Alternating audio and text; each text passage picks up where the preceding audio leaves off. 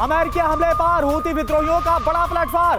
अमेरिकी F-22 fighter jet को मार गिराया गया। वही फाइटर जेट जिसके जरिए हूती विद्रोहियों के ठिकानों पर हमलों को अंजाम दिया गया। सना के ऊपर, राजधानी सना के ऊपर मार गिराए गए F-22 फाइटर जेट हूती विद्रोहियों की तरफ से न सिर्फ यह वीडियो जारी किया गया बल्कि खुद ये बताया है कि कैसे उसने इस हमले को अंजाम दिया।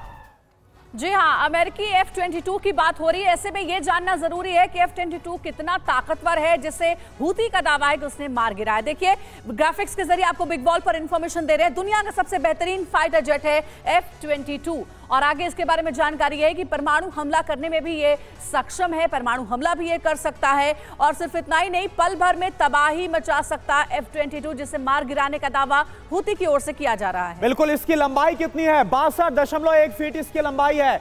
विंग स्पैन इसका है 44.6 फीट का इसका विंग स्पैन है। इस वक्त हम आपको F-22 जिसको मार गिराया गया उसकी खासियत बता रहे हैं। अधिकतम स्पीड कितनी है? 2414 किलोमीटर प्रति घंटा, यानी कि आवाज की रफ्तार से भी 3 गुना तक तेजी के साथ ये उड़ान भरता है। 65,000 फीट तक उड़ान भरने में F-22 सक्षम है। बिल्कुल। तो देखिए, F-22 को तबाह किया है हूती विद्रोहियों ने, यह दावा है। वर्ल्ड वॉर का क्या यह काउंटडाउन है? क्योंकि अमेरिका पर इस तरह का सीधा हमला अपने आप में कई सारे संकेत। अमेरिका हूती विद्रोहियों के खिलाफ बहुत बड़ा एक्शन ले सकता है। इस हमले के बाद से अमेरिका सहयोगी देशों के साथ और बड़े हमले कर सकता है। अमेरिका ने एक्शन लिया तो मिडिल ईस्ट में युद्ध का विस्तार होगा। जंग बढ़ने से तीसरे विश्व युद्ध की आशंका बढ़ जाएगी। अमेरिका सीधे जंग में कूदा तो विश्व युद्ध रोकना नामुमकिन हो जाएगा। अमेरिका का इन्वॉल्वमेंट मतलब इस जंग के दायरे को बढ़ने की पूरी संभावना है। यूएस राठौर साहब, अब सवाल यही है कि अमेरिका अगर एक बड़े वॉर प्लान के सामने आता है तो क्या माना जाए, मिडिल ईस्ट ही नहीं अरब वर्ल्ड भी डिस्टेबलाइज हो सकता है? देखिए, इसमें अब मैं समझता हूं कि ईरान का इन्वॉल्वमेंट बढ़ता जा रहा है। आपको याद होगा कि ओमान की खाड़ी में ईरानी नेवी ने भी एक ऑयल टैंकर को पकड़ा था और ये हूतियों के ऊपर जो अभी हमला हुआ है इसके बाद मैं समझता हूं कि ज्यादा दिन नहीं लगेंगे। अब ईरान का डायरेक्ट इन्वॉल्वमेंट और ईरान के ऊपर भी एक्शन होने का चांस है और ये लड़ाई अब लाल सागर से फैल करके जो है ये गल्फ ऑफ हॉर्मुज में भी जाएगी, स्ट्रेट ऑफ हॉर्मुज में और पर्शियन गल्फ में भी फैल सकती है।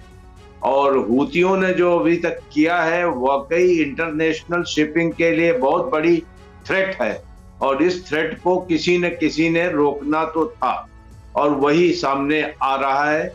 और मेरा इसमें सबसे बड़ा डर है कि अब ईरान जो है प्रॉक्सी वॉर नहीं होगा, ईरान डायरेक्टली इन्वॉल्व होगा क्योंकि यमन में ईरानी नेवी की प्रेजेंस भी है जो अमेरिका बार बार मना करता आया है।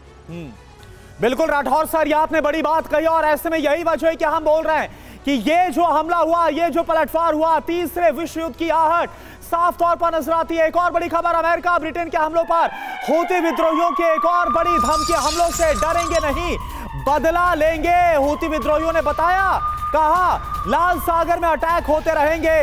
हूती विद्रोहियों की तरफ से यह कहा गया है। सऊदी, कतर भी खबरदार रहे। हूती विद्रोहियों की तरफ से अमेरिका को बहुत बड़ी धमकी।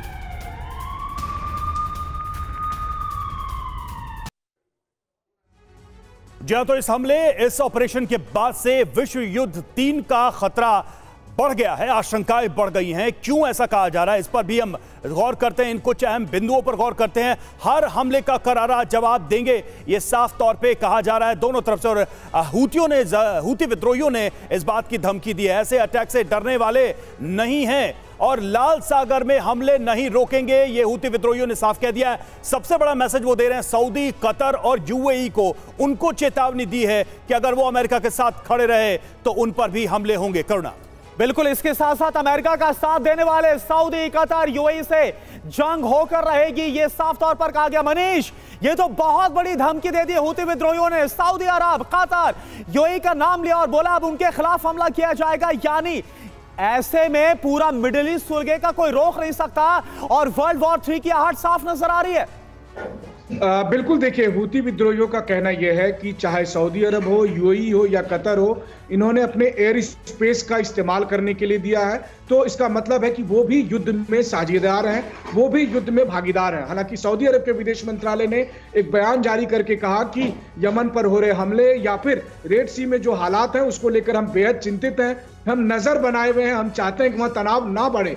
लेकिन हकीकत यह है कि अमेरिका और ब्रिटिश फाइटर जेट उन्हीं एयर स्पेस का इस्तेमाल कर रहे हैं, और इसीलिए हूती विद्रोहियों की तरफ से न केवल अमेरिका और ब्रिटेन को बल्कि इन देशों को भी सीधे सीधे धमकी दी जा रही है, सीधे सीधे इन्हें चेतावनी दी जा रही है। हूती विद्रोहियों का कहना है कि पहला हमला तो उन्होंने कर दिया, लेकिन हमारी तरफ से करारा जवाब दिया जा रहा है, जवाब दिया जाएगा। अगर ये हालात बनते रहते हैं तो निश्चित तौर पर अगर देखिए कि मध्य पूर्व का जो तनाव है, मध्य पूर्व की जो जंग है, वो और अधिक फैलेगी। देखिए किसकी क्या गलती है, पहले किसने क्या किया, ये फर्क नहीं पड़ता, इसलिए क्योंकि हूती विद्रोही तो यही कहते आए हैं कि जब तक गाजा पर हमले होंगे तब तक हम एक्शन लेते रहेंगे। और अगर आप देखें तो रेड सी में भी हूती विद्रोहियों के टारगेट में केवल उन जहाज ज्यादा थे जो इजराइल से होकर निकलते थे, इजराइल से कनेक्टेड होकर निकलते थे।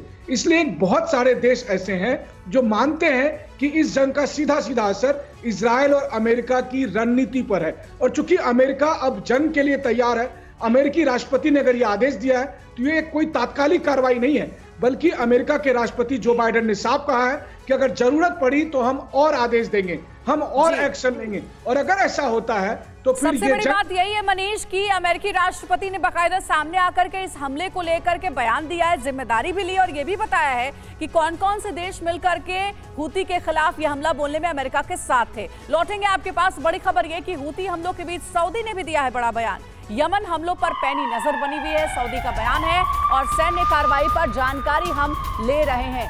तो इस बीच सऊदी का बयान आ गया और सऊदी अरब को बड़ी धमकी भी दी गई है। और हमारे साथ खास मेहमान भी जुड़े हुए हैं। सिवात सर, मैं आपके पास आना चाहूंगी, ये जो हूती के खिलाफ हमला हुआ है, अमेरिका के साथ कई देश आए हैं, सऊदी अरब का बयान आया है कि इस पूरे कार्रवाई पर हम जानकारी ले रहे हैं, नजर बनाए हुए हैं। हूती के गुस्से की आग किन किन देशों तक पहुंच सकती है? क्या सऊदी को भी इसका अंजाम भुगतना पड़ेगा?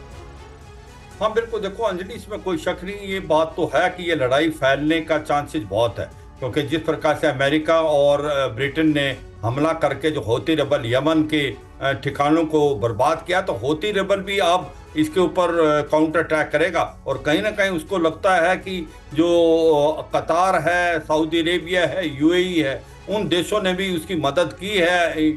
स्पेशली इन्होंने अपनी जो स्पेस का इस्तेमाल करने के लिए जो जहाज़ों को परमिशन दी है, यूएस के और यूके।